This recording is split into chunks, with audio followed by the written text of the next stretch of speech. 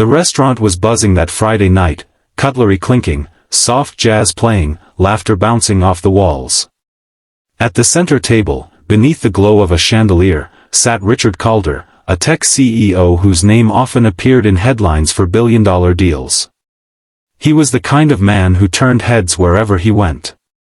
Tonight, he wasn't alone. One by one, 12 men entered the restaurant.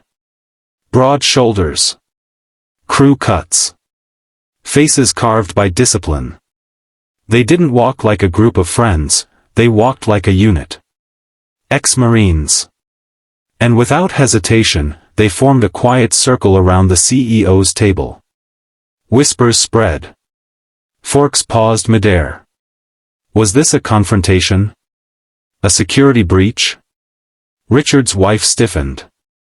His teenage son's eyes darted nervously. Even the waiters froze, unsure whether to intervene. But then, one of the Marines stepped forward. He wasn't the tallest, nor the most intimidating. His jacket was faded, and his hands carried the rough calluses of a man who worked with them every day. He wasn't here in a suit or expensive shoes. Just worn boots, a plain shirt, and a quiet gravity about him. He was a single dad. His name was Mark. The CEO opened his mouth, ready to demand an explanation. But before he could, Mark rolled up his sleeve. Gasps rippled through the room. On his arm, inked deep into his skin, was a tattoo, a crest only one group of men would recognize. It was the emblem of the very Marine unit that had once saved Richard Calder's life.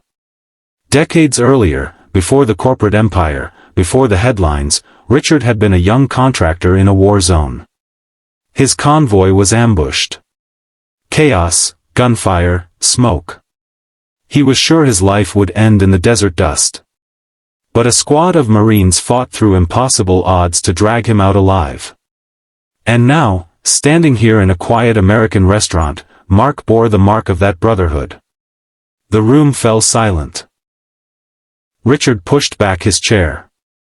His confident, untouchable demeanor cracked, and for the first time in years, people saw not a CEO, but a man overwhelmed by gratitude.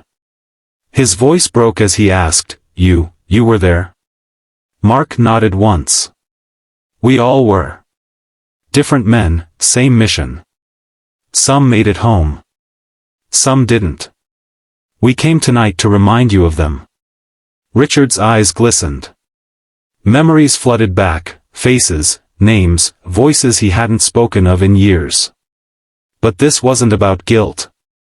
It was about something deeper. A reminder of the invisible threads binding human lives. Then Mark added something no one expected. "We didn't come for money. We didn't come for recognition. I came because my daughter, she asked me once why I fight so hard for her.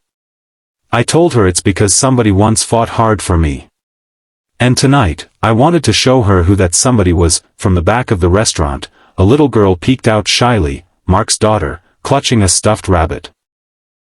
She didn't fully understand the gravity of the moment, but she understood this: her father stood tall not because he was alone, but because of the bonds of sacrifice and brotherhood. The CEO stood. For the first time in years, he didn't think like a businessman but like a man given a second chance at life. He walked around the table, past the stunned diners, and embraced Mark. No cameras. No press release. Just a hug between two men, one who owed his life, and one who lived every day carrying the weight of others' sacrifices. The Marines who had surrounded the table now stepped back. Their presence wasn't a threat, it was a circle of honor. And the crowd, once tense with fear, erupted in quiet applause. Dinner resumed, but nothing was the same. That night, Richard didn't return to his mansion untouched. He left with Mark and his daughter, walking side by side, promising to fund a scholarship for children of fallen soldiers. Not as charity, but as a legacy of brotherhood. Because sometimes the most powerful rooms are not boardrooms. They're the ones where compassion, sacrifice, and gratitude collide.